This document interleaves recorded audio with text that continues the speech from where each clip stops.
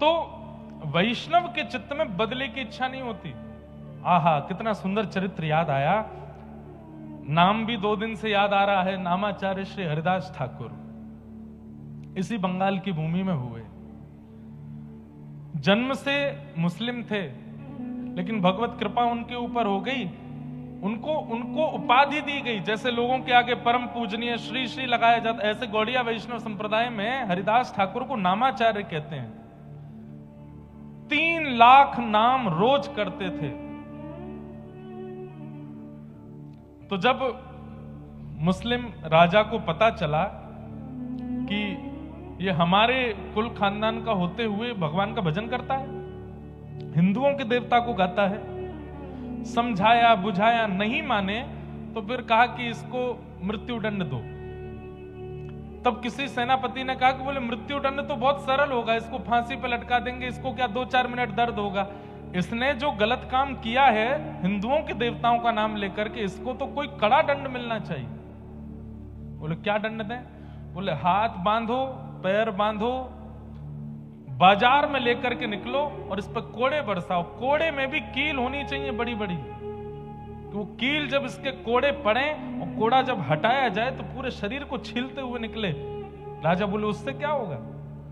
बोले बाजार में जब बच्चा बच्चा इसको देखेगा, लोग इसको देखेंगे तो कल को कोई भी, अरे मुस्लिम तो क्या, दूसरी जाति के क्या, हिंदू भी अपने देवता का नाम लेने में घबराएंगे जब देखेंगे कि ये दंड मिल रहा है।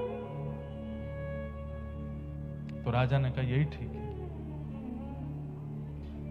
मैंने एक दिन बताया था, हरिदास ठाकुर पर जब कोड़े मारे जाते थे तो रक्त की बूंद नहीं निकलती थी, पिचकारियां निकलती थी शरीर से। लेकिन जब वो कोड़ा पड़ता था और उस समय जब वो दोनों भुजा उठा करके और ऊंचे स्वर में बोलते थे हरि बोल हरि बोल हरि बोल, कोड़े बरसाने वाले के चरण पकड़ लेते थे और क्रोध में नहीं, नेत्रों में भाव भरे रहते, अश्रु भरे रहते। बोले बड़ी कृपा। मैं तो चाहता था कि मैं ऊंचे स्वर में नाम गाऊं, लेकिन मैंने पूरी ताकत लगाई। इतना ऊंचा स्वर मेरा पहले कभी नहीं प्रकट हुआ जितना ऊंचा स्वर आपके कोड़े मारने से प्रकट हुआ है। और मारिए।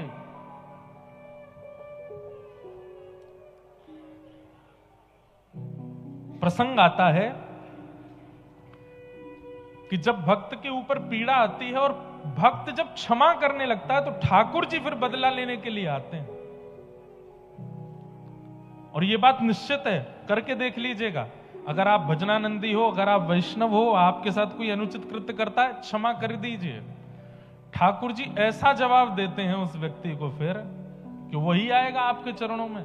और एक बात याद रखिएगा, वैष्णव भक्त का इस पूरे ब्रह्मांड में जिसने भी अपमान किया, ऐसा हुआ ही नहीं कि वो लौट करके क्षमा मांगने नहीं आया। एक दिन जरूर आया है, अपनी गलती का उसको एहसास हुआ है।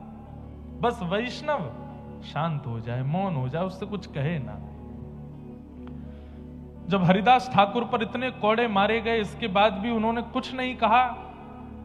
महाप्रभु जगन्नाथ जी को आवेश आ गया और तुरंत सुदर्शन जी को आज्ञा की है, जाओ जाकर के इन म्लेच्छों को नष्ट कर दो, और इनको ही नहीं, इनके पूरे पृथ्वी पर जितने म्लेच्छ हैं सबको नष्ट कर दो। कोड़े बरसाए जा रहे हैं। सब लोग इधर देखो, ध्यान से सुनो। बाजार में कोड़े बरसाए जा रहे हैं। बच्चे अपने घरों में डर करके बैठे हैं। मां से पूछते, मां इनको क्यों मार रहे हैं? बोले ये हरे कृष्ण हरे राम बोलते हैं इसलिए मार रहे हैं। तुम मत बोलना कभी। इतना भय बैठ गया लोगों के अंदर। और उसी समय आकाश में एक सूर्य तो थे ही, दूसरे सूर्य प्रकट हो गए। एक सूर्य जो स्थित सूर्य हैं, उनसे भी तीव्र तेज वाले सूर्य साक्षात सुदर्शन जी आकाश में आ गए। और जैसे ही वो सुदर्शन जी नीचे पृथ्वी पर उन म्लेच्छों को नष्ट करने के लिए आने लगे, हरिदास ठाकुर भुजा उठा के रोने लगे, नहीं जगन्नाथ, नहीं महाप्रभु, ऐसा मत कीजिए। सुदर्शन जी प्रकट हो गए। प्रकट होकर के बोले, हरिदास ये तुम पर कोड़े मार रहे हैं और तुम पर किए जा रहे अत्याचार को देख करके लोग नाम गान करना बंद कर दे रहे हो, तुम कह रहे हो इनको मत मारो। क्यों? जरा हटो तो, मुझे देखने दो इन लोगों को। चरणों में गिर गए, बोले नहीं सुदर्शन जी, ये त्रेता नहीं है, ये सतयुग नहीं है, ये द्वापर नहीं है, ये कलयुग है।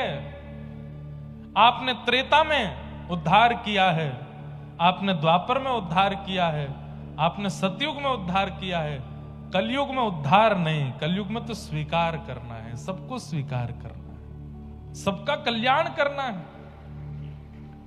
इसीलिए आज भी आप जगन्नाथपुरी में देखेंगे महाप्रभु जगन्नाथ जी के बगल में सुदर्शन जी तीखे नहीं है। सुदर्शन जी का स्वरूप क्या है? उनके जो कोने हैं वो तीखे हैं। उनका जो स्वरूप है, आज नील चक्र का आप दर्शन करेंगे जगन्नाथ मंदिर के ऊपर, नील चक्र खूब तीखा है। अगर वो नील चक्र जोर से घूमने लगे, किसी के नगर उड़ाने की सामर्थ्य नील चक्र में है। लेकिन महाप्रभु जगन्नाथ जी के बगल में जो सुदर्शन जी विराजमान है, लोगों ने दर्शन किए कि नहीं पता नहीं, वो एक दंड के रूप में बैठे हैं। दंड के रूप में सुदर्शन जी का वो स्वरूप नहीं है। क्यों? क्योंकि कलिकाल में इन भक्तों ने ठाकुर जी से प्रार्थना की कि यहां पर संहार नहीं करना है, यहां पर उद्धार नहीं करना है, यहां तो हर किसी को स्वीकार करना है। सुदर्शन जी महाराज शांत हो गए। महाप्रभु जगन्नाथ जी से जाके बोले हरिदास ठाकुर ही नहीं मारने दे रहा है।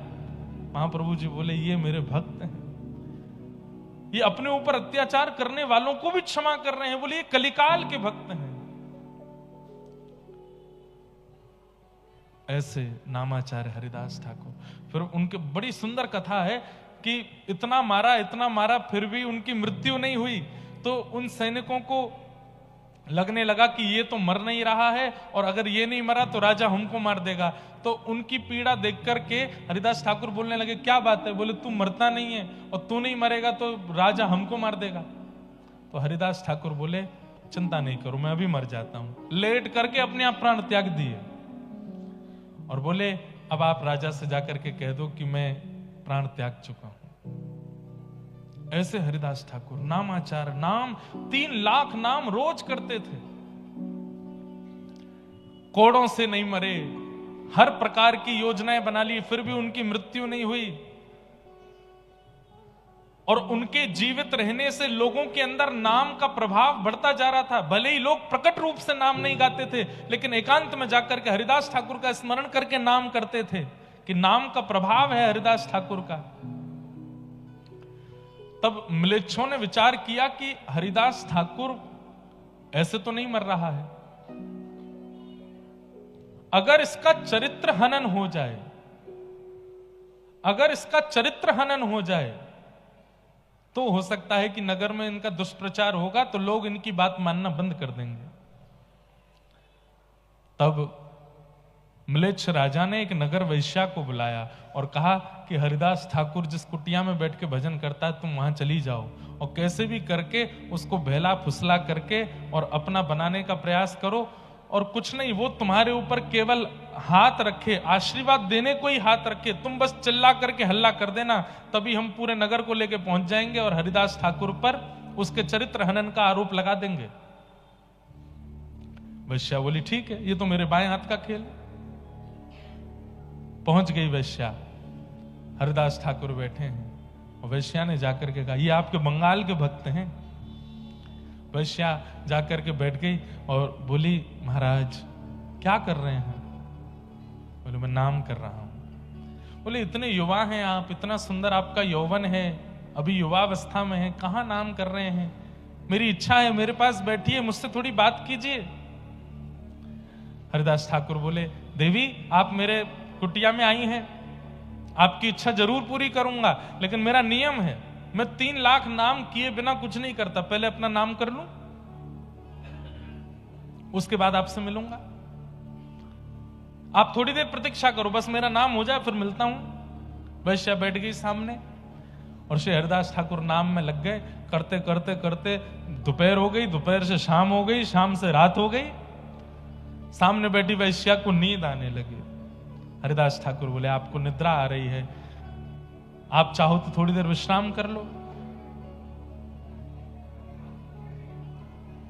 यहां वैश्याएं सुधर रही हैं, यहां पर सब सुधर रहे हैं, पर ये कब सुधरेंगे? अरे सुन लो भैया, मोनेर मोनेर। तो वैश्या बोली आप अपना नाम कर लीजिए, मैं कल आ जाऊंगी आपके पास। बोला हाँ कल आ जाना। हरिदास ठाकुर का नियम था कि 12 बजे अगर 3 लाख नाम पूरे हुए तो 12:01 पर दूसरे दिन का नाम शुरू कर देते थे। वैश्या सुबह फिर से आ गई, आकर के देखा तो हरिदास ठाकुर फिर से नाम में बैठे। बोले आपका कल का पूरा नहीं हो? बोले कल का तो पूरा हो गया, दूसरे दिन का शुरू हो गया। अभी देवी अब तो प्रतीक्षा कर, आप अगर थोड़ी देर पहले आती, जब नाम पूरा हुआ तभी आ जाती तो आप जो कहती मैं आपकी इच्छा पूरी करता, पर अब तो दूसरे दिन का नाम चल रहा है, अभी 3 लाख होगा तभी बात करूंगा मैं। वैश्या फिर बैठ गई सामने, जपते जपते जपते। हरिदास ठाकुर नाम नहीं जप रहे हैं, प्रत्येक नाम में प्रार्थना कर रहे हैं कि हे जगन्नाथ, मेरे इस नाम का बल, मेरे इस नाम का प्रभाव, मेरे इस नाम का पुण्य इसको दे देना। ये इतनी सुंदर है, इतना अच्छा गाती है, इतने सुंदर इसके नेत्र हैं, इतना सर्वांगीण इसका सुंदर मधुर है। अगर ये सर्वांगीण अंग से आपका नाम गाएगी तो आपको प्राप्त कर लेगी। मेरे इस नाम का प्रभाव नाथ इसके हृदय को पवित्र कर देना। दूसरा दिन भी निकल गया। वैश्या रात्रि में बोली मैं जाती हूं, कल फिर आऊंगी। मुझे सही समय बताओ कितने बजे नाम पूरा होता है? बोले मुझे समय तो नहीं पता, पर तुम आ जाना सुबह भोर में, मंगला में आ जाना, सुबह सुबह 4 बजे आ जाना। ठीक है। अगले दिन तीसरे दिन वैश्या 4 बजे पहुंच गई। हरिदास ठाकुर तीसरे दिन का नाम प्रारंभ कर चुके थे। बोले अब तो देवी प्रारंभ हो गया, अब तो ये पूरा। तब उस वैश्या के मन में ये आया कि मेरा रूप इतना सुंदर है, मैं जिसको देख लेती हूं वो मेरे पीछे खिंचा चला आता है, और मैं 3 दिन से इनके यहां आ रही हूं। ये क्या 2 अक्षर का नाम है जिसके पीछे ये मेरी ओर नहीं देख रहे हैं? ऐसा क्या है इस नाम में जिस नाम के प्रभाव से ये मेरी ओर नहीं देख रहे? तब उसने प्रार्थना करते हुए कहा आप क्या नाम करते हैं, थोड़ा मुझे सुनाएंगे? बोले सुनोगे? हरे कृष्ण कृष्ण कृष्ण हरे हरे, हरे राम राम राम हरे हरे। जैसे ही नाम महामंत्र सुनाया, बंधुओं एक बात बताएं,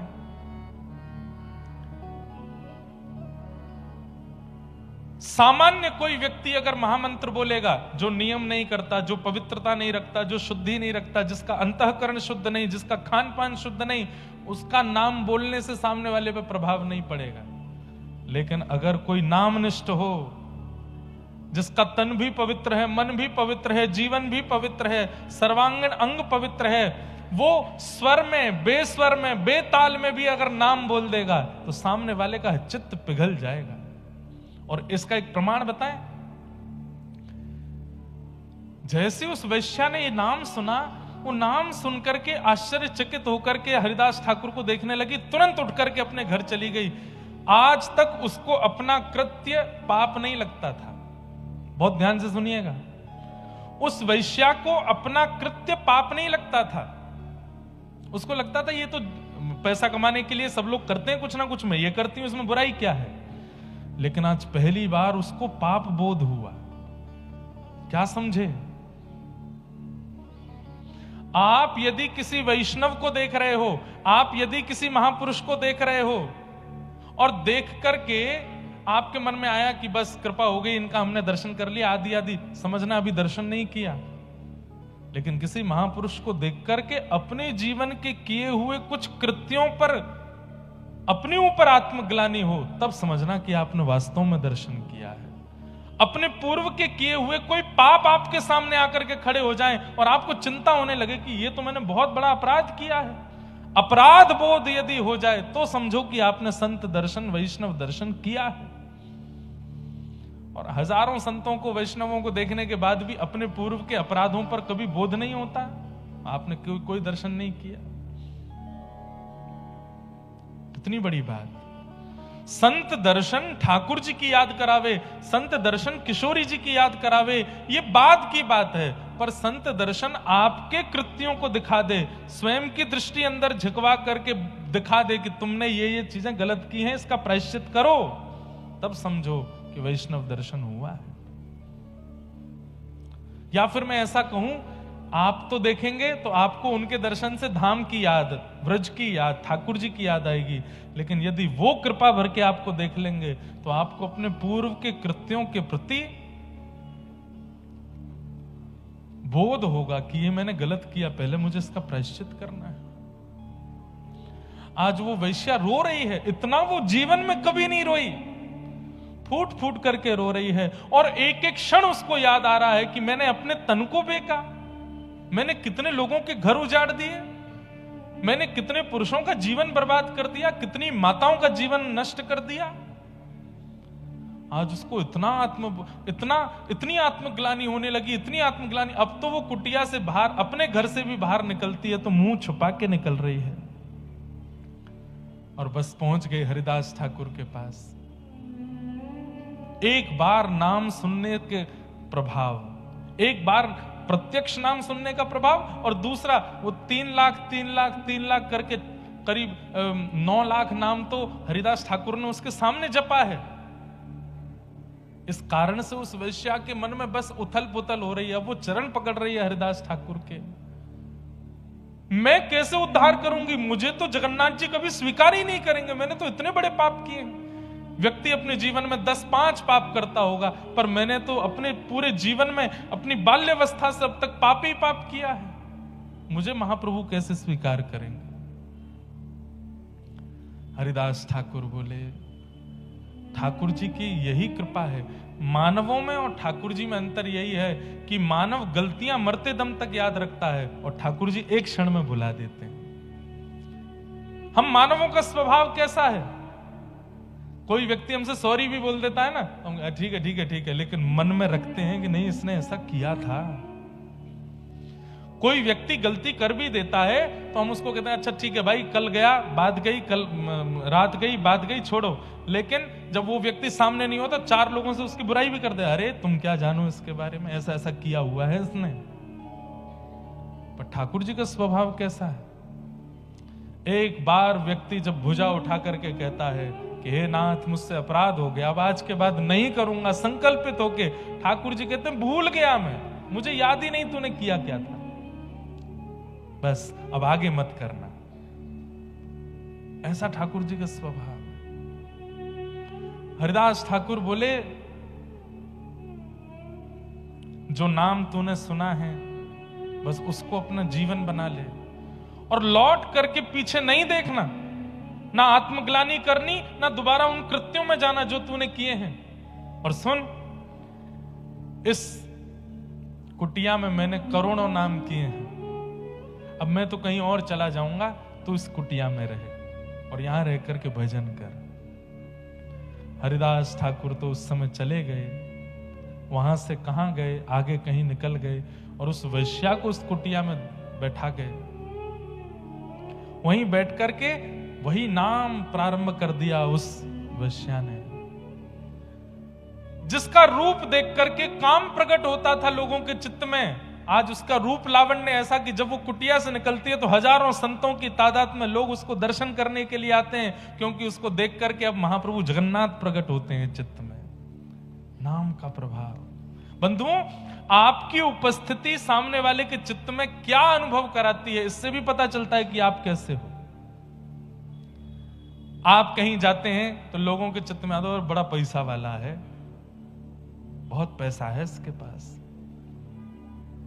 आपकी उपस्थिति किसी के चित्त में क्रोध को उत्पन्न करे, ये तो ऐसा है, इसने हमारा बंटाधार कर दिया, पूरी कॉलोनी के लोग इससे परेशान हैं, क्रोध प्रकट करना है। किसी के चित्त में आपकी उपस्थिति किसी के चित्त में काम को प्रकट कर रही है, क्रोध को प्रकट कर रही है, लोभ को प्रकट कर रही है, तो इसलिए आप संसारी हो। लेकिन आपकी उपस्थिति होते ही सामने वाले का चित्त निर्मल हो जाता है, नेत्र सजल हो जाते हैं और ठाकुर जी का पावन स्मरण उसके चित्त में होने लग जाए, तब समझो कि आपकी भक्ति अब हो रही है। हरिदास ठाकुर के जीवन की एक बात और, वे जब रात्रि का समय होता था तो भुजा उठा करके और ऊंचे स्वर में नाम गुणगान करते थे ठाकुर जी का। किसी ने आकर के टोका, बोले कि सोते नहीं हो, हमको भी नहीं सोने दे, इतना तेज तेज क्यों बोलते हो, मन में कर लो। अभी हमने मोनेर मोनेर बात करी, लेकिन हरिदास ठाकुर का कारण ऊंचे स्वर में नाम जप इसलिए नहीं करते थे कि लोग जाने कि देखो मैं भक्त हूं। उन्होंने बताया कि मैं ऊंचे स्वर में नाम जप क्यों करता हूं, बोले मैं मन ही मन करूंगा तो मेरा उद्धार होगा, और मैं ऊंचे स्वर में करूंगा तो मानवों का नहीं, कितने कीट पतंग जीवाणु इस हवा वायुमंडल में डोल रहे हैं, वे भी नाम सुनकर के तर जाएंगे, इसलिए ऊंचे स्वर में करता हूं। सबका कल्याण, सबका उद्धार।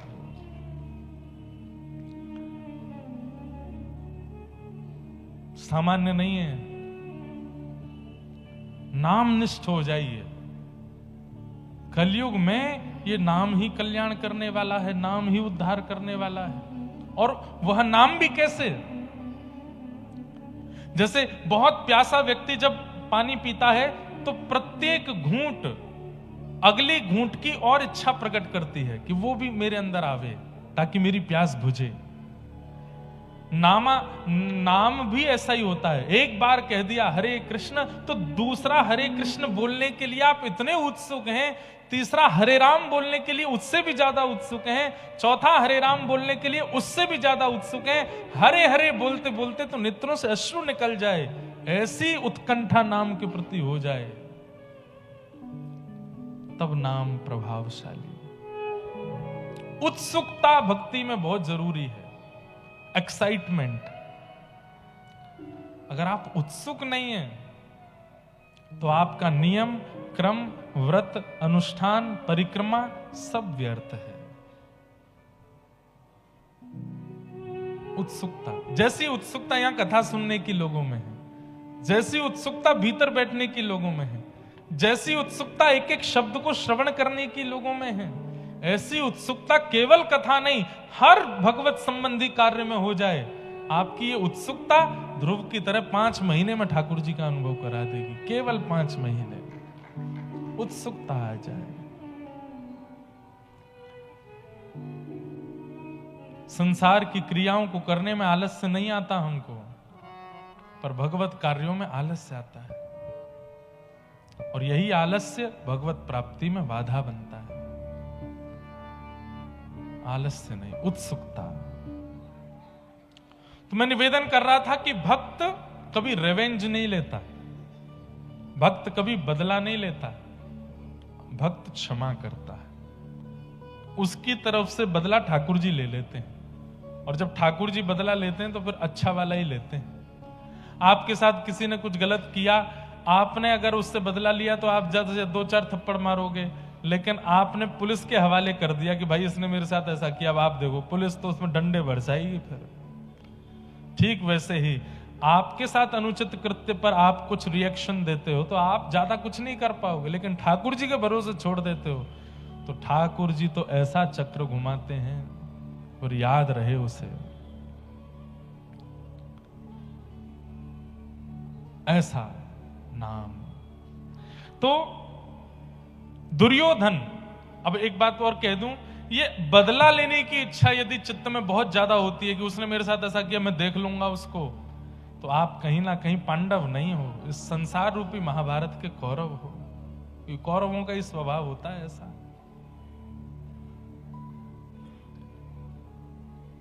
दुर्योधन ने अश्वत्थामा से कहा, मैं अगर राज्य गद्दी पर नहीं बैठा तो ये भी नहीं बैठने चाहिए, इन पांडवों को सोते हुए रात में मार दो।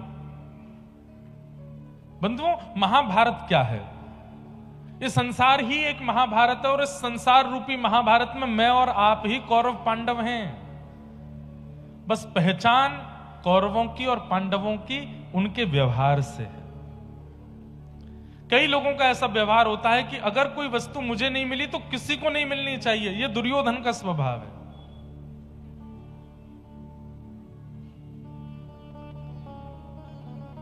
यह दुर्योधन का स्वभाव है। अश्वत्थामा का स्वभाव क्या है? चाहे जैसे भी हो, मुझे एक पदवी मिलनी चाहिए। कई लोग पदवी के लिए बहुत लड़ते हैं, झगड़ते हैं, पूरे प्रयास करते हैं कि हमें एक पदवी मिल जाए। कई बार यहां मंच पे प्रणाम करने लोग आते हैं, कई उनमें से ऐसे होते जब तक वो अपनी पदवी नहीं बता देंगे वो जाते ही नहीं। हम इस नगर के फलाने क्षेत्र के ये हैं, हम इसके कमेटी के ये हैं, हम इसके वो हैं। एक बात कहें, सूरदास जी, मीराबाई आदि आदि जितने भी भक्त हुए, इन्होंने कभी परिचय नहीं दिया कि हम भक्त हैं। इनका परिचय ठाकुर जी ने दिया। ये सूरदास है, ये मीराबाई है, ये कर्माबाई है, ये चैतन्य महाप्रभु हैं, इनका परिचय ठाकुर जी ने दिया। योग्यता आप अपना परिचय स्वयं दें उसमें नहीं है, योग्यता उसमें कि नगर का श्रेष्ठ या उस समाज का श्रेष्ठ आपका परिचय दे कि ये है।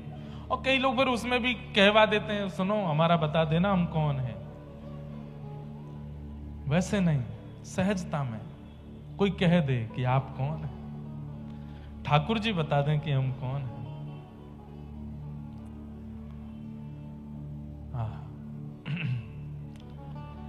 तो अश्वत्थामा रात्रि में गए, पांडवों को मारने के लिए गए, लेकिन ठाकुर जी रक्षा कर रहे थे, इसलिए पांडवों को बाल बांका भी नहीं कर पाए। लेकिन द्रौपदी के सोते हुए 5 पुत्रों को देख करके उन्हें मार दिया। प्रातःकाल का समय हुआ, जब पता चला कि यह कृत्य अश्वत्थामा ने किया है, तो अर्जुन ने अश्वत्थामा को बंदी बना करके मारने का प्रयास किया, लेकिन सबने मना किया कि इसको जीवित छोड़ दो। तत्पश्चात अश्वत्थामा की आधी दाढ़ी मूंछ मोड़ दी गई, उसका अपमान किया। तो अपमान के बाद उसने पुनः ब्रह्मास्त्र छोड़ करके उत्तरा के गर्भस्थ शिशु को मारने का प्रयास किया। मैं एक बात कथा में कहा करता हूं, बहुत ध्यान से सुनिएगा। सूत्र है, अपमान का बोध उसी को होता है जिसको सम्मान की बहुत इच्छा होती है। जिसे बहुत सम्मान की इच्छा होती है, बार बार अपमान भी उसी का ही होता है। और जिस व्यक्ति को कभी सम्मान की इच्छा नहीं होती, उसका कोई अपमान कर भी देता है तो उसको पता नहीं चलता। उसको 4 लोग, तेरा अपमान हुआ, अच्छा मुझे पता ही नहीं थी। बोला हाँ, उन लोगों ने षड्यंत्र के कारण ये काम किया होगा भैया, मुझे तो नहीं पता चला, मेरे को तो अनुभव ही नहीं हुआ। हम एक प्रार्थना करें, आप लोग कथा सुनते हैं, तिलक लगाते हैं, सम्मान की इच्छा छोड़ दीजिए। हम व्यासपीठ पे बैठते हैं, हमें तो जबरदस्ती मिलता है इतना ज्यादा, हम तो प्रार्थना करते हैं कि इसके आदी ना हो जाएं। पर ऐसा नहीं है अपमान नहीं होता, बहुत अपमान होता है। बहुत लोग गलत भी बोलते हैं, बहुत लोग उल्टा सीधा भी बोलते हैं, बहुत लोग बिना सत्य जाने कुछ कुछ भी लांछन भी लगाते हैं। पर हमको बड़ी प्रसन्नता है, क्योंकि सम्मान की इच्छा कभी करी नहीं, इसलिए अपमान का बोध होता नहीं है। इसलिए कोई षड्यंत्र के तहत अपमान करता भी है तो पता चलता नहीं है चित्त को कि अपमान हुआ। सम्मान की इच्छा मत रखो। सम्मानम कलयाति घोर गरलम नीचप्पमानम क्षुधा। इस संसार में सबसे बड़ा विष क्या है? सम्मान की इच्छा, क्रेडिट। अच्छा एक और बात, सम्मान का मतलब यही नहीं होता कि आपका बहुत माला हार पहनाए, ये क्रेडिट लेना भी सम्मान होता है। अब होगा जब कमेटी की कथा होती है, बुरा नहीं मानना कमेटी वाले सब लोग, जब कमेटी की कथा होती है तो उनमें फिर कथा के बाद में आपस में होती है, अरे महाराज बहुत जोर की कथा हुई, इतनी भीड़ आई, इतनी भीड़, हमने बुलाया था, हमने। किसने प्रस्ताव दिया था महाराज जी का? मैंने दिया था। फिर तीसरा, नंबर तो मैंने दिलवाया था, मैंने नंबर ही नहीं दिया होता तो कैसे बात करते तुम? अरे हमने ये व्यवस्था की, हमने वो की। सम्मान, ये क्रेडिट लेने का सम्मान, ये भी बहुत होता है। ये मैंने इसलिए बोल दिया ताकि 7वें दिन के बाद यहां हो नहीं ऐसा। अच्छा एक नया ट्रेंड और चला है, हम लोग इतने चतुर हैं। हमारे बरसाने वाले पूज्य श्री रमेश बाबा महाराज, जिनकी गौशाला में भी लाल जी का उत्सव था, वो एक बार अपने प्रवचन में कह रहे थे कि भक्त सीधा नहीं होता। ठाकुर जी चतुर हैं, हम चतुर शिरोमणि हैं। हम इतने चतुर हैं कि सब कुछ करने के बाद में जब बाद में बात होती है ना, क्रेडिट वाली बात होती है, तो मनी मन चाहते तो हैं कि मेरा नाम बोला जाए कि मैंने ये काम करवाया, लेकिन जब नाम बोल दिया था, अरे भैया पूरी भोजन की व्यवस्था तो इन्होंने देखी थी, हमने कुछ नहीं देखा, भैया देखो हमारा नाम नहीं बोला करो, अब ये सब जगन्नाथ जी कर रहे हैं, सब जगन्नाथ जी, सब महाप्रभु जी की कृपा है, हमारा नाम मत बोला करो आप। अगली बार वो अगर भूल जाए नाम बोलना ब्लॉक, पूछे अरे भाई तुम आए नहीं कल, वो सभा थी, अरे भैया तुम बड़े आदमी हो, परसों तुमने सबका नाम लिया, हमारा नाम नहीं लिया। अरे तुम ही पिछली बार मना कर रहे थे सब जगन्नाथ जी करते, अरे वो बात ठीक है, इतनी मेहनत हमने करी, खून पसीना एक किया, एक नाम नहीं बोला गया आपसे हमारा। भगवान का सहस्त्र नामों में एक नाम है अमानी, वो मान रहित हैं। और अनामी, ठाकुर जी का एक नाम ये भी है कि उनको नाम ही नहीं है कुछ भी, सब कुछ करने के बाद जो क्रेडिट दे देता है दूसरों को, उनको ठाकुर जी कहते हैं। आज 28 साल की आयु में मैं बैठ करके कथा सुना रहा हूं, इतने सारे लोग सुन रहे हैं, और इस बात का अगर अभिमान मुझको है कि मेरी वाणी, मेरा कंठ, मेरा गला, मेरी विद्या या मेरे ऊपर संतों की कृपा, उसका प्रभाव है कि मैं कथा कर रहा हूं, तो ठाकुर जी को हंसी आती है। ठाकुर जी कहते हैं मुझे एक क्षण लगेगा ये गले का टेंटिया दबाने में, एक क्षण लगेगा, एक स्वर नहीं निकाल पाएगा अपने गले से, और क्या कह रहा है कि मेरा प्रभाव है। आज कोई कलकत्ता का बहुत बड़ा सेठ वो कहे कि मैंने इतना परिश्रम करके यहां पहुंचा हूं, मैं नहीं, ठाकुर जी की इच्छा नहीं होती, ठाकुर जी का अगर बल नहीं होता, मयानुकूलेन नभस्वतेरितम, ठाकुर जी स्वयं कहते हैं यदि मैंने अनुकूलताएं प्रकट नहीं की गई होती, कुछ नहीं कर पाते तुम। इसलिए अपने हर कृत्य पर यही मानिए कि मैं तो लायक था ही नहीं, ठाकुर जी ने करवाया, मैं योग्य नहीं था, मैं योग्य नहीं था।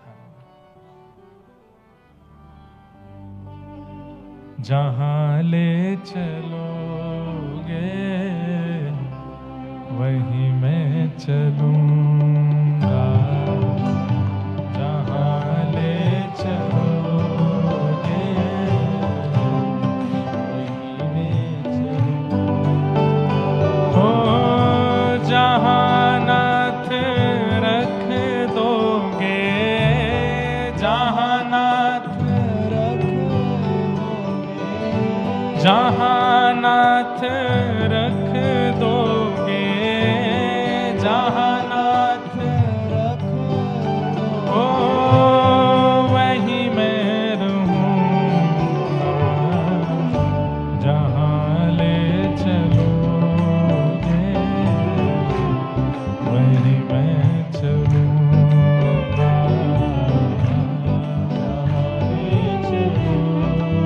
केवल गाइए नहीं, मानिए भी इस बात को। हम ठाकुर जी से प्रार्थना कर रहे हैं कि हे नाथ, जितने लोग गा रहे हैं जहां ले चलोगे वहीं मैं चलूंगा, कल ही कुछ करके दिखा दो, कल ही कुछ ऐसा करके दिखाओ कि रूह कांप जाए। अरे भैया घबराना नहीं, जीवन में चाहे जैसी परिस्थिति आ जाए, अरे हम कहते हैं ठाकुर जी हाथ पैर अलग तक करवा दें, तब भी यही गाइएगा, जहां ले चलोगे वहीं मैं चलूंगा, जहां ले चलोगे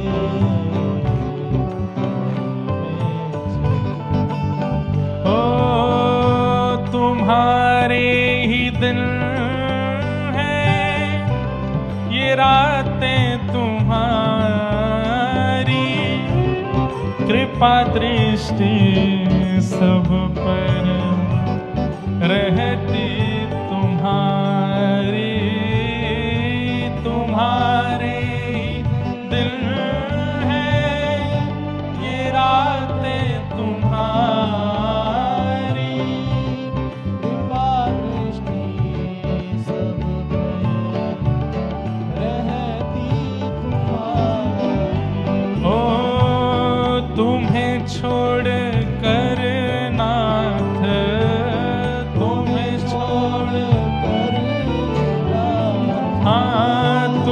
छोड़ कर नाथ, तुम्हें छोड़ कर मैं किससे कहूँगा, जहाँ ले चलोगे वहीं मैं चलूँगा, जहाँ ले चलोगे। करताल बजा के गाओ, जहाँ ले चलोगे वहीं मैं चलूँगा, जहाँ ले चलोगे। हो जहाँ नाथ रख दोगे,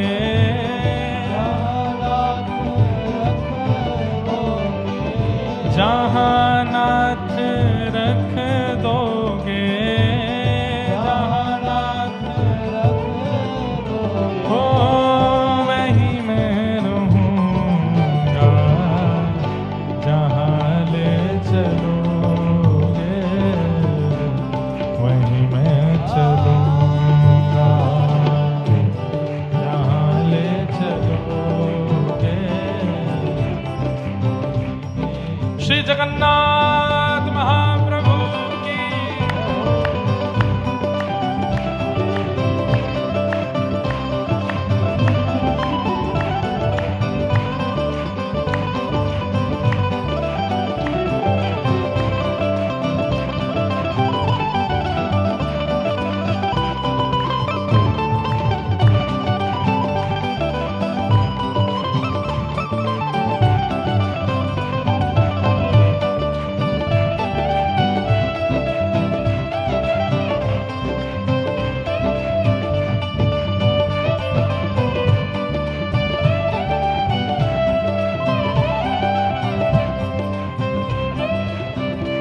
और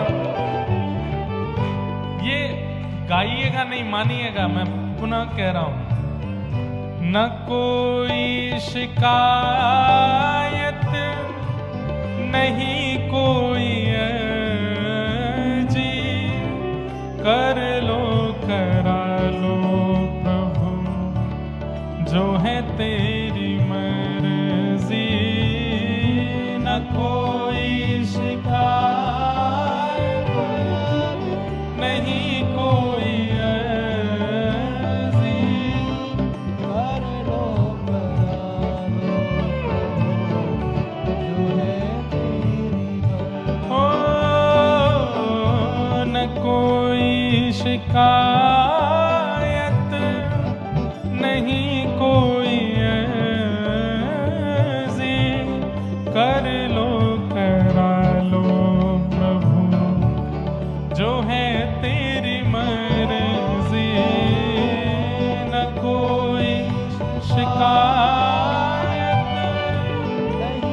कोई अर्जी, कर लो करा लो प्रभु जो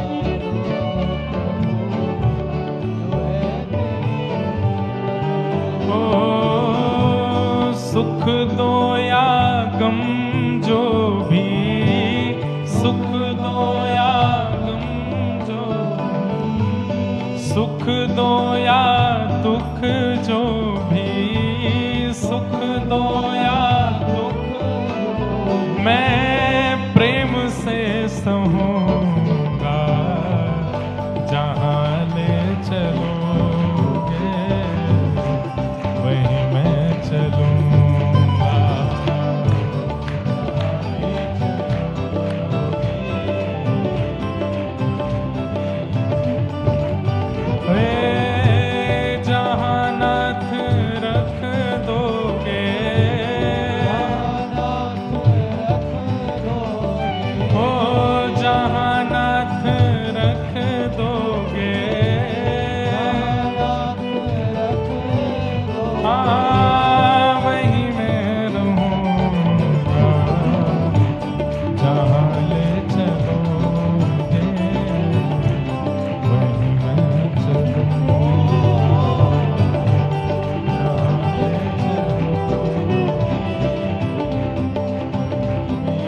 राधे राधे गोविंद गोविंद राधे राधे राधे गोविंद गोविंद राधे राधे गोविंद गोविंद राधे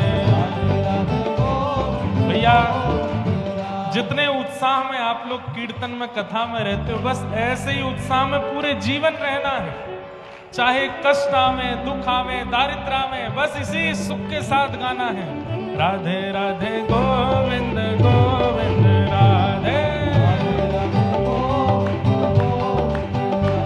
श्री राधे राधे गोविंद गोविंद राधे हे गोविंद राधे गोपाल राधे राधे गोपाल राधे हरि गोविंद राधे गोपाल राधे गोविंद राधे गोपाल हे राधे हरि गोविंद राधे गोपाल राधे राधे गोपाल राधे हरि गोविंद राधे गोपाल राधे राधे गोपाल राधे हे भजो हाँ भजो भजो राधे राधे गोविंद गोविंद राधे हे राधे राधे गोविंद गोविंद राधे हरि गोविंद राधे गोपाल राधे हरि गोविंद राधे गोपाल राधे गोविंद राधे गोपाल राधे एक सुनो सुनो सुनो एक पिक्चर आई है उसका नाम है बॉर्डर 2। उसमें वो अपने सैनिकों से पूछते हैं कि जय जय हिंद की आवाज कहां तक जानी चाहिए। वो कहते हैं लाहौर तक जानी चाहिए। ऐसे ही हम भक्त समूह से कह रहे हैं कि भैया कीर्तन की आवाज कहां तक जानी चाहिए। जगन्नाथ अरे वृंदावन तो बहुत दूर होगा थोड़ी लॉजिकल बात करो। वृंदावन बहुत दूर है जगन्नाथ जी तक आवाज जानी चाहिए। हे गोविंद राधे गोपाल राधे हरि गोविंद राधे गोपाल राधे राधे राधे गोविंद गोविंद राधे राधे राधे गोविंद गोविंद हे राधे राधे गोविंद गोविंद राधे हरि गोविंद राधे गोपाल राधे हरि गोविंद राधे गोपाल राधे हरि गोविंद राधे गोपाल राधे हरि गोविंद राधे गोपाल राधे हे भजो हाँ भजो भजो राधे राधे गोविंद गोविंद राधे भजो राधे राधे गोविंद गोविंद राधे हे भजो राधे राधे गोविंद गोविंद राधे गाओ भाव से हे हरि बोल हरि बोल हरि बोल हरि बोल हरि बोल हरि बोल हरि बोल हरि बोल प्रेम दाता निताई बोले बोल हरि हरि बोल प्रेम दाता निताई बोले बोल हरि प्रेम दाता निताई बोले बोल हरि हरि बोल द्वारे द्वारे जाऊंगो हरि हरि हरि बोल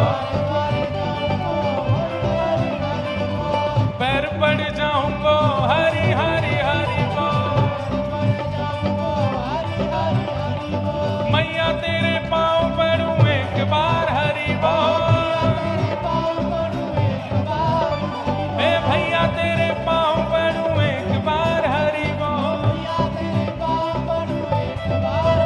भजो राधे राधे गोविंद गोविंद राधे राधे राधे गोविंद राधे राधे गोविंद गोविंद राधे भजो राधे राधे गोविंद गोविंद राधे जय जय श्री राम जय जय श्री राम जय जय श्री राम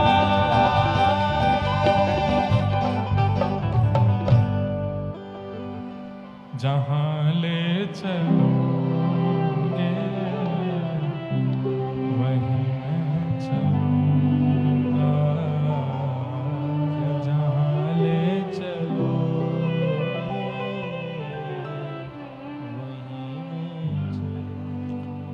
हे जहाँ नाथ रख दोगे जहाँ नाथ रख दोगे हो वहीं मैं रहूँगा जहाँ ले चलोगे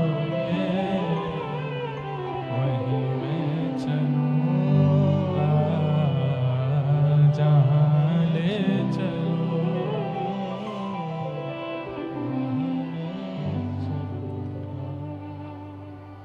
अब एक पद और है ऐसा ही, पर मैं वो नहीं कहूंगा अभी।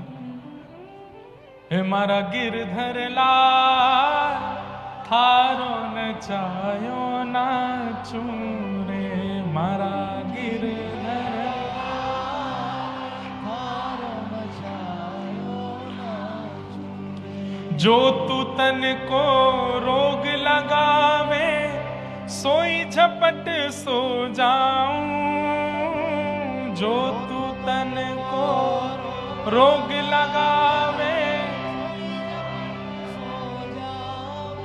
और जो तू काल रूप बन आवे जो तू काल रूप बन आवे मैं लपक गोद में आऊं आऊं मारा गिरधर लाल थारो नचायो नाचू रे मारा गिरधर लाल थारो नचायो नाचू रे। बस ये है भक्ति का मूल स्वरूप, समर्पण। आप अपनी हाथ पैर बुद्धि विवेक से कर्म कीजिए, पर कर्म के फल के रूप में यदि निराशा भी मिलती है तो ठाकुर जी का प्रसाद मान के स्वीकार करो। ठाकुर जी कोई बात नहीं, आपने कुछ अच्छा सोचा होगा इसलिए ऐसा हो रहा है, हम इसे स्वीकार करते हैं। ये समर्पण ठाकुर जी के प्रति अति आवश्यक है।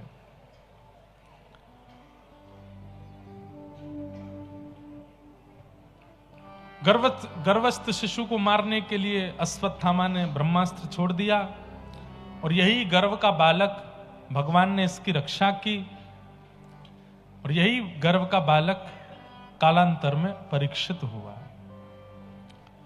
परीक्षित जी महाराज का जन्म हुआ, जन्म लेते ही ठाकुर जी दर्शन देने के लिए आए, ऐसी भी कथा आती है।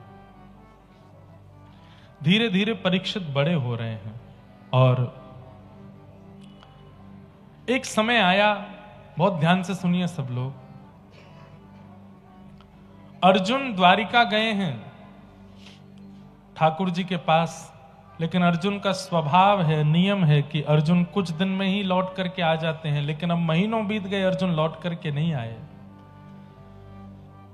जब लौट करके आए तो खबर दी कि ठाकुर जी तो अपनी लीला पूरी करके चले गए। जब अर्जुन के मुख से ये खबर सुनी तो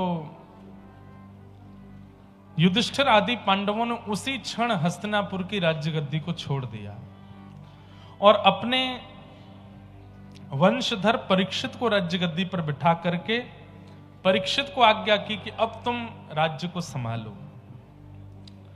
छोटे से परीक्षित जी राजा बन गए, धीरे धीरे बड़े हुए, ब्राह्मणों के संरक्षण में इनका राज तिलक हुआ, विवाह हुआ, जन्मेजय आदि पुत्र हुए। बहुत ध्यान से सुनो। और एक दिन राजा परीक्षित वन में निकले थे, तभी आपने वहां पर एक आश्चर्य देखा। कैसा आश्चर्य? कि एक व्यक्ति जिसका वर्ण श्याम है, काला है, लेकिन श्याम वर्ण के लोग भी देखे गए हैं, वो इतने अनुचित नहीं लगते हैं, परंतु इसको देख करके तो बड़ी अनुचितता आ रही है चित्त में। और वो एक बैल के पैर को काट रहा है, जिसके 3 पैर पहले से ही कटे हुए हैं। तो ये व्यक्ति कौन है? ये कलयुग है। और ये जिसके पैर काट रहा है वो साक्षात धर्म है। सत्य, दान, दया और पवित्रता, ये 4 चरण होते हैं धर्म के। आपके चित्त में अगर ये 4 भावनाएं नहीं है तो आप धार्मिक नहीं हो। धर्म के 4 चरण सत्य, दान, दया और पवित्रता। आजकल के युवा बालकों में एक बात सुनने में आती है, आज तो रविवार है, आज क्यों नहाए हम। आपके कलकत्ता में तो इतनी सर्दी नहीं पड़ती, हमारे यहां बहुत ठंड होती है। जब हम स्कूल में पढ़ते थे तो स्कूल के समय पे कितने सारे हमारे मित्र और क्लास के बच्चे, हम लोग आपस में बात करते थे तो मैं पूछता, मैं नहा के आए हो? सही से बताओ, अरे सर्दियों में कौन नहाता है यार, कौन नहाता है? हम तो ऐसे हाथ मुंह धो के आ जाते हैं। ऐसे ऐसे भी होते हैं लोग, पर नहीं। धार्मिक व्यक्ति का स्वभाव है वो नित्य स्नान करेगा। अरे ऐसे ऐसे लोग भी आपने देखे होंगे, भीषण बीमार पड़े हैं, हॉस्पिटलाइज्ड हो गए, फिर भी वो एक ही प्रार्थना करते हैं, हमको नहाने दो, बिना स्नान के हमारा चलेगा नहीं। पवित्रता। धर्म का दूसरा रूप होता है सत्य।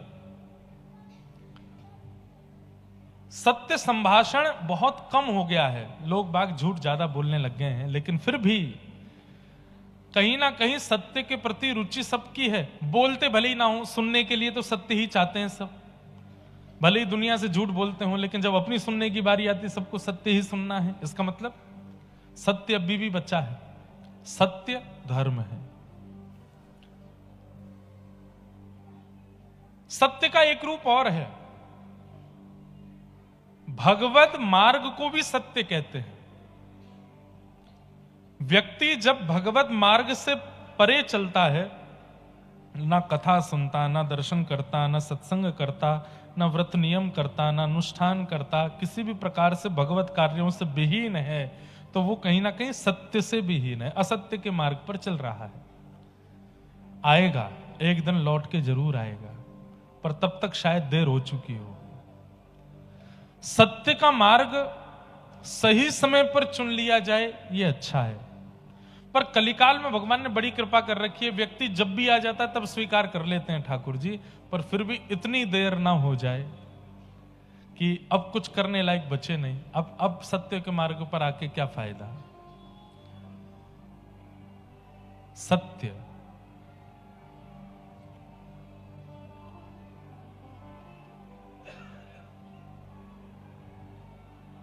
ये कथा पंडाल में हो रहा है कि बाहर हो रहा है? कहां? पीछे, सबसे पीछे। क्या कर रहे हैं वो लोग? हैं? खड़े हैं? अच्छा, बाहर हो रहा है कुछ, होने दो। क्या बता रहा था मैं? हैं? सत्य। हमारे लिए कितना कठिन टास्क है ना। पूरा एक धारा प्रवाह बनता है मन में, और उस पर जैसे चलते हैं फिर एक बांध आता है, अब उस बांध से भटक जाते हैं, फिर दोबारा उसी। देखो, ये नामदेव जी महाराज ने कथा कीर्तन के बड़े नियम बताए, उसमें कथा के बीच में विघ्न आने को कितना बड़ा पाप बताया गया। इसलिए हम आप लोगों को रोकते हैं, उठ के मत जाओ, फोन मत चलाओ, सो मत कथा में। किसी भी क्रिया से हमको डिस्टर्ब होगा तो वो विघ्न, ठाकुर जी उसको कथा में अपराध माना जाता है। इसलिए कथाओं का क्रम भी ऐसी जगह होना चाहिए जहां विघ्न हो ही ना, जहां विघ्न नाम का कोई भाव आवे ही ना। विघ्न, कथा में कोई ये विघ्न थोड़ी वर्षा हो गई, वर्षा होना तो अच्छा है। कथा में संतों का आगमन होना, बीच में किसी महापुरुष का, ये सब तो कृपा है। कथा में विघ्न क्या है? वक्ता का धारा प्रवाह रुक जाना, ये विघ्न है। तो सत्य पर हम चर्चा कर रहे थे। सत्य का मतलब आप केवल सत्य बोलो वह तो है ही, पर सत्य का मतलब भगवत मार्ग चुन लेना भी सत्य कहलाता है। जब तक आप भगवत मार्ग नहीं चुन रहे हैं तब तक आप असत्यगामी ही हैं, लेकिन भगवत मार्ग चुनते हैं तुरंत आप सत्यगामी हो जाते हैं। तो सत्य, पवित्रता। तीसरा धर्म का स्वरूप होता है दान। दान, असहाय को दान, जरूरतमंद को दान। पर दान के रूप में हम धन को प्रायोरिटी देते हैं, दान के रूप में हम वस्त्र को प्रायोरिटी देते हैं, दान के रूप में हम अन्न को प्रायोरिटी देते हैं। पर शास्त्रों ने आज्ञा की सबसे श्रेष्ठ दान क्या है? ज्ञान का दान। किसी को ज्ञान मार्ग पर ले आना, किसी को भक्ति मार्ग पर ले आना, किसी कथा को सुना के, प्रवचन को सुना के, कोई अच्छी बात बता करके किसी को भगवत मार्ग का अनुगामी बना देना, सबसे बड़ा दान किया आपने। उसके जीवन को पूरा परिवर्तित कर दिया। इसलिए कथा में बंधुओं सूत्र लेकर के जाया कीजिए, और जो कथा में नहीं आते उनको सुनाया कीजिए जाके, और ऐसे ऐसे सूत्र इकट्ठा किया कीजिए कि जिसको सुनाने से उसके चित्त में भक्ति प्रकट हो, ताकि वो भी भगवत मार्ग में आवे। फ्लाइट जब टेक ऑफ होता है तो उससे पहले एयर होस्टेस अनाउंसमेंट करती है कि ऑक्सीजन लेवल कम होने पर ऑक्सीजन मास्क नीचे आ जाएंगे, पर अपना मास्क पहले लगाएं, फिर दूसरे का लगाएं। तो हम जब स्वयं देख रहे हैं कि हम भक्ति मार्ग पर आ चुके हैं, अब हमारा प्रयास होना चाहिए कि हम औरों को भी इस मार्ग का अनुगामी बनावें, उनको भी इस मार्ग का अनुसंधान करवावें। लेकिन हां, पीछे ही मत पड़ जाना। करो, तुम तो चलो, कथा में ही चलो, तुमको तो जगन्नाथपुरी जाना ही पड़ेगा, महाप्रसाद पाना ही पड़ेगा। एक आध दो बार में रुचि नहीं बनती है तो फिर छोड़ दो। देखो, संसारी व्यवस्थाओं के लिए जिद अच्छी है, पर भगवत सेवा में एक दो बार से ज्यादा जिद नहीं करनी चाहिए। इतनी सस्ती नहीं है भगवत भक्ति कि आप किसी के पीछे ही पड़ गए हो कि लगे रहो, ऐसे करेगा करेगा, कैसे नहीं करेगा ना। एक आध बार में मान जाए तो अच्छा, नहीं माने तो छोड़ो। तो सत्य, दान, पवित्रता, और चौथा धर्म का लक्षण है दया, करुणा, दया। भक्ति का स्वरूप है कि भक्त के अंदर दया होती ही होती है।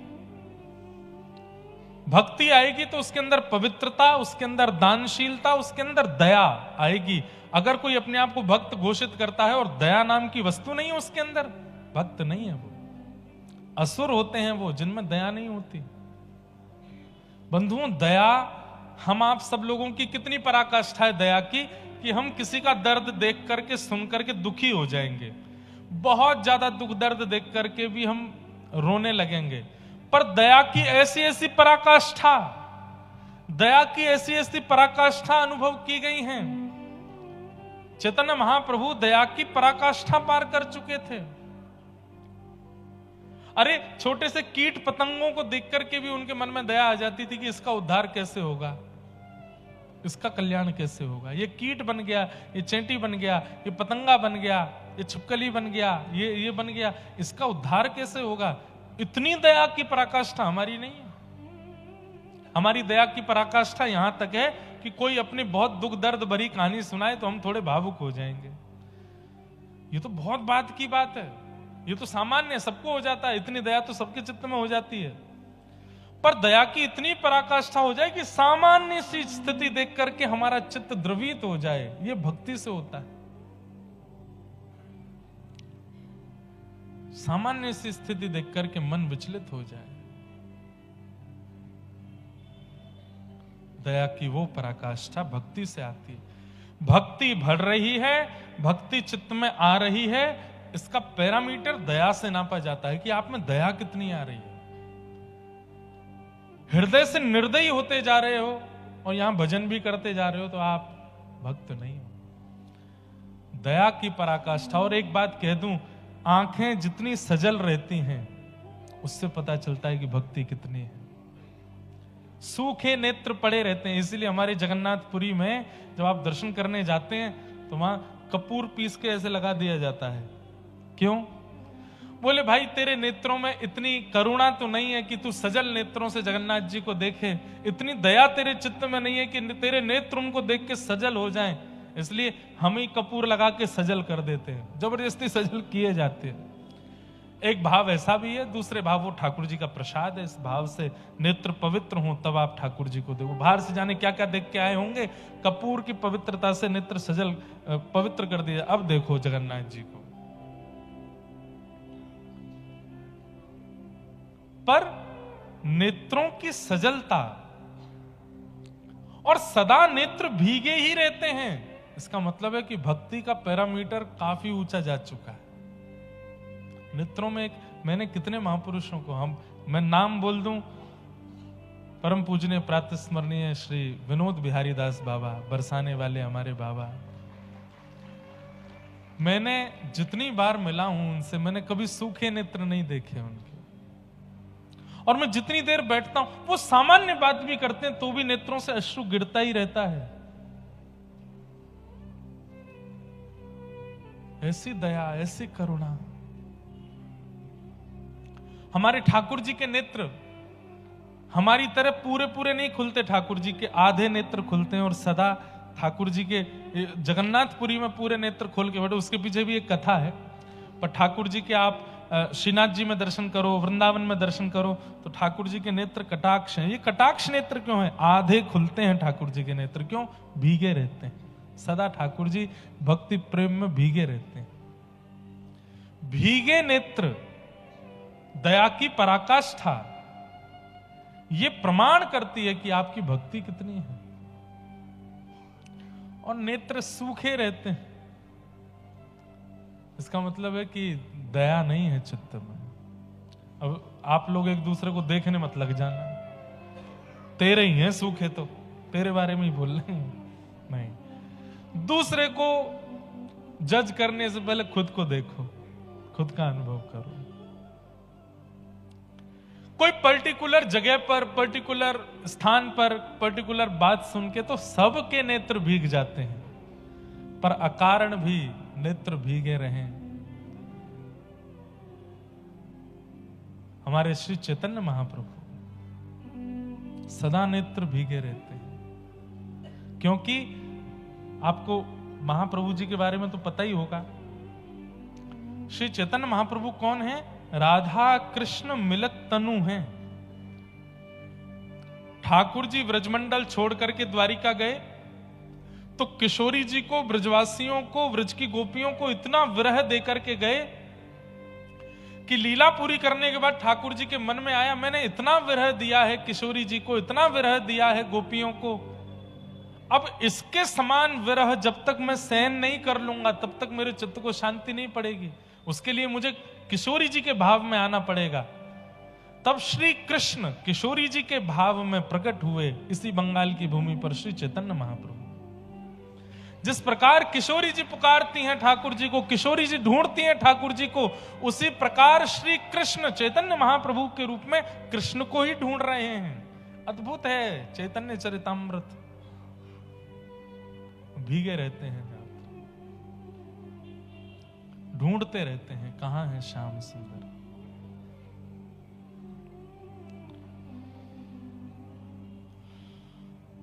जगन्नाथ, आप कहेंगे महाराज जी भीगे नेत्र में ठाकुर जी हैं, यहां के ठाकुर जी के नेत्र इतने बड़े क्यों?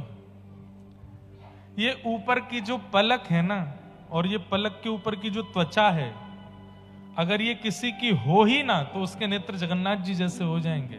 ये है ही नहीं महाप्रभु जी के। क्यों? ब्रजवासी और किशोरी जी के विरह में महाप्रभु जी का तन पिघल गया है, इसीलिए हाथ भी नहीं है, भुजा भी नहीं है, चरण भी नहीं है, मुखमंडल भी नहीं है। ये पिघल गए हैं, इसलिए बड़े बड़े नेत्र दिखते हैं महाप्रभु जी के। नहीं तो इस पूरे ब्रह्मांड में यदि ठाकुर जी की विरह की पराकाष्ठा यदि कहीं है तो वो महाप्रभु जगन्नाथ जी हैं। विरह की पराकाष्ठा में इतना विरह हुआ ब्रजवासियों का कि तन पिघल गया ठाकुर जी का।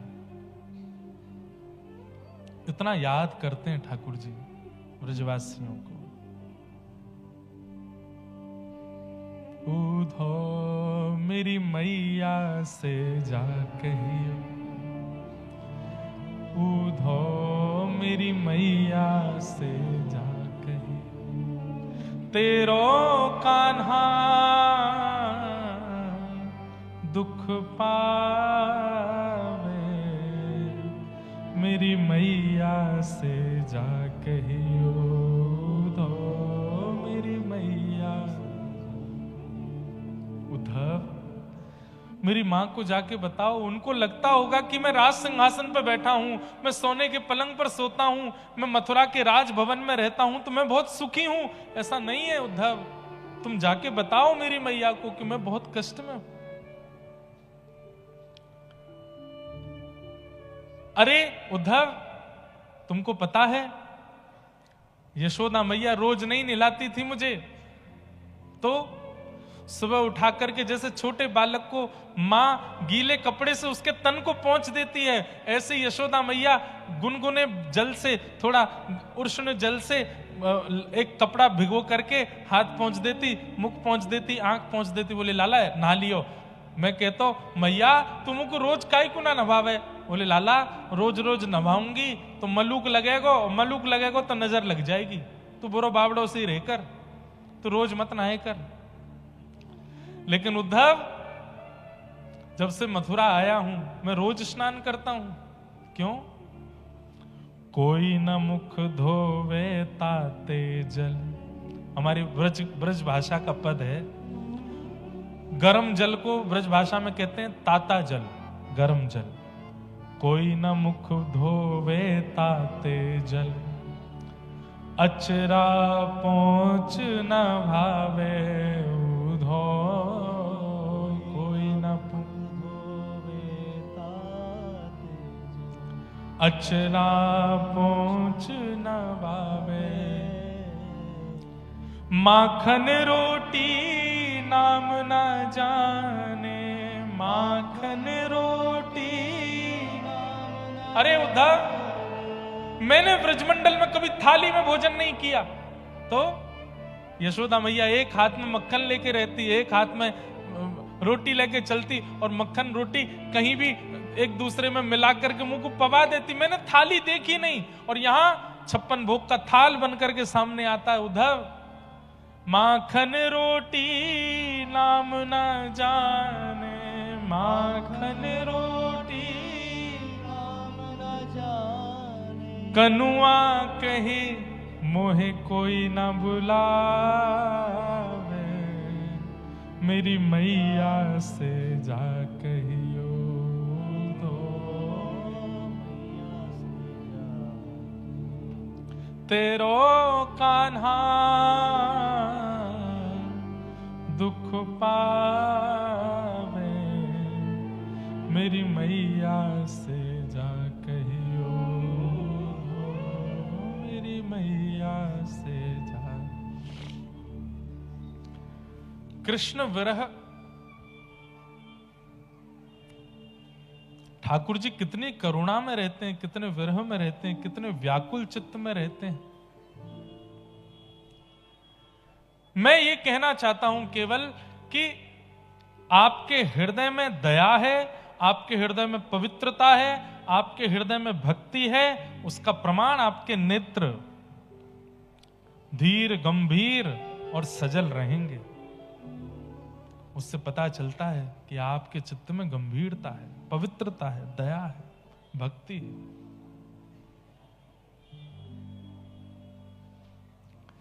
तो सत्य, दान, दया और पवित्रता धर्म के 4 चरण हैं। अगर ये चारों स्थिति आपके जीवन में नहीं है तो आप धार्मिक नहीं हो। इसलिए ज्यादा से ज्यादा मात्रा में इन 4 भावों को चित्त में लाओ, सत्य, दान, दया और पवित्रता। कलयुग में केवल एक चरण बचा है, धर्म का, उसका नाम है सत्य। दया, पवित्रता और दान खत्म हो चुका है। आप लोग जिस दया, पवित्रता और दान का दर्शन करते हैं वो श्रेष्ठ नहीं है। पवित्रता केवल तन की रह गई है, मन पवित्र नहीं है लोगों का। कैसे कैसे लोग हमने देखे आजकल बंधुओं, तीर्थों में और वहां निवास करने वाले, वहां पर रह करके भजन करने वालों से कितने बड़े बड़े पाप हो रहे हैं। तन पवित्र है, मन पवित्र नहीं है। दया, दया के नाम पर भी केवल फोटोग्राफी और यही सब चल रहा है। किसी पर दया करके दान पुण्य भी करेंगे तो जब तक कैमरा ऑन नहीं होगा तब तक दान नहीं करेंगे। दया दान भी केवल दिखावा बन चुका है। तो केवल सत्य बचा है इस संसार में, बस उसको संभालिए। राजा परीक्षित ने जब देखा कि ये 3 पैर कटे हैं, चौथा पैर काट रहा है, तलवार निकाल के उसको मारना चाहा। चरण पकड़ लिए, मुझे मत मारिए, मैं कलयुग हूं। कलयुग नाम सुनते ही राजा परीक्षित घबरा गए। बोले तुम कैसे आ गए? बोले सतयुग के बाद त्रेता, त्रेता के बाद द्वापर, द्वापर के बाद अब मेरी बारी। राजा परीक्षित ने कहा कि तुम चले जाओ। बोले मैं नहीं जा सकता, आप चाहो तो मुझे कुछ स्थान दे दो, मैं वहां रह लूंगा। द्यूतम पानम स्त्रिय सूना यत्रा धर्मश्चतुर्विध। 4 स्थान दिए। जुए में रहना, मदिरा पान अभक्ष सेवन में रहना, पर स्त्री पर पुरुष संग में रहना, कलेश में रहना, लड़ाई झगड़ा में रहना। कलयुग ने कहा एक स्थान और दे दो, मेरा परिवार थोड़ा बड़ा है। तो अनीति से कमाए गए धन में रहना, बिना मेहनत के कमाए गए धन में रहना। ये 5 स्थान दिए गए हैं। बंधुओं, सुनने में 5 स्थान लग रहे हैं, परंतु ये इतने विस्तृत हैं, इतने विस्तृत हैं। अब जैसे सबसे पहला स्थान का नाम क्या? द्यूतम, जुआ। जुआ का मतलब वही नहीं जो जुआ, वो तो है ही मूल रूप जुआ का, पर जुआ के और भी प्रकार होते हैं। पैसों की शर्त लगाना, ये भी जुआ है। लगी 500 की, 10 की, 5 की, 1000 की, जुआ है। जुआ का मतलब क्या होता है? लक्ष्मी को दांव पर लगाना, ये जुआ है। और आप कहीं भी दांव पर लगाते हैं तो उसको जुआ माना जाएगा। बुद्धिमान लोग समझ जाइए कहां कहां के इशारे किए जा रहे हैं। कई लोगों को लगता है कि वहां पर धन लगाना जुआ नहीं है, पर नहीं, वो भी जुआ है। द्यूतम। दूसरा आता है पानम। और आप कहेंगे महाराज जी होता क्या है जुआ से? द्यूतम करने के बाद में, जुआ करने के बाद में लक्ष्मी को दांव पर लगा दिया तो ये तो सबसे बड़ा पाप है। अरे महाराज, जहां समाज में किसी अन्य की पत्नी को नजर उठा के भी देख लो तो उसका पति आपसे बोले, हे भाई कहां देख रहे हो, नीचे करो, मेरी पत्नी इसकी ओर क्यों देख रहे हो? तुम नारायण की पत्नी को दांव पर लगा दोगे, नारायण कुछ नहीं कहेंगे आपसे। पंचदेव नाराज हो जाते हैं जब लक्ष्मी को कष्ट दिया जाता है हमारे द्वारा। सबसे पहले गणपति, दूसरे सूर्य, तीसरे रुद्र, चौथे नारायण और 5वें देवी स्वरूप। ये सब नाराज हो जाते हैं जब लक्ष्मी को हम उत्पीड़न देते हैं। पंचदेव रुष्ट होते हैं। इसलिए जुआ खेलने वालों को तब नहीं पता चलेगा, पर या तो उनके परिवार में या उनके जीते जी ही उनके सामने कुछ ऐसा होगा जो वो सोच भी नहीं सकते। और सबसे ज्यादा क्या होता है? बुद्धि विकृत, खानदान का सर्वनाश होता है आगे चल करके। सबकी बुद्धि दूषित हो जाती है, बच्चे सुनना बंद कर देंगे, उल्टे सीधे काम करना शुरू कर देंगे, घर में अपंग या किसी भी प्रकार की दूषितताएं आनी प्रारंभ हो जाएगी। ये सब शुरू हो जाता है। इसलिए द्यूतम से बचिए, जुआ नहीं खेलना, धन को कभी दांव पर नहीं लगाना, लक्ष्मी है वो। और आप लोग तो कलकत्ता निवासी, यहां तो देवी पूजा का तो इतना बड़ा महत्व। अभी भी मैंने आज सुबह देखे कई जगह सरस्वती जी के भी पंडाल बने हुए थे सरस्वती पूजन के लिए।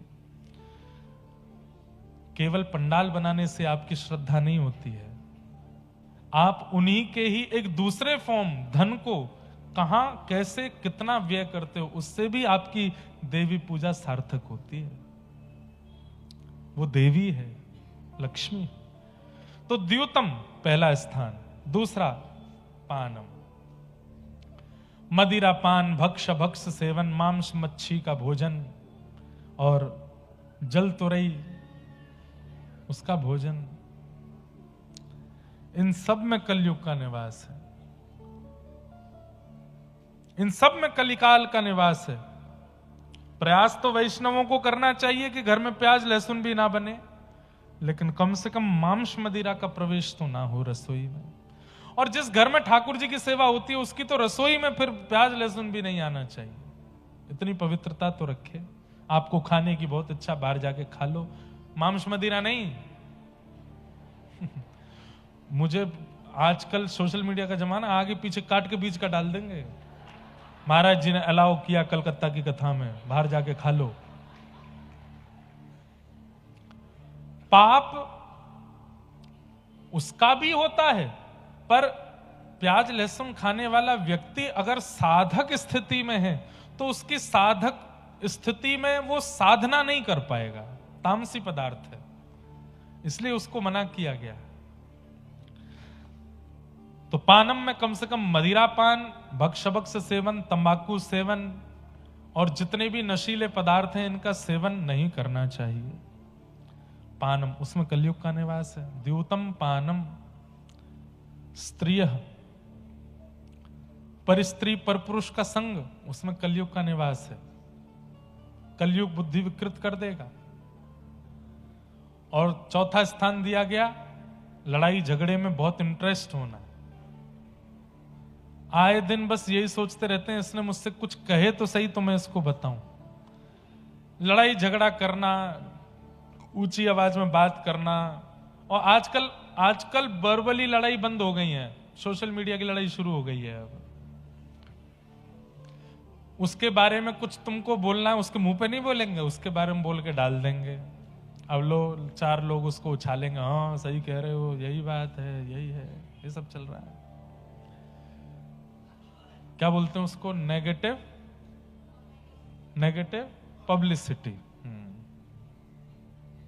ये शुरू कर दिया है लोगों ने, दुष्प्रचार करने का। तो क्या बोल रहे थे?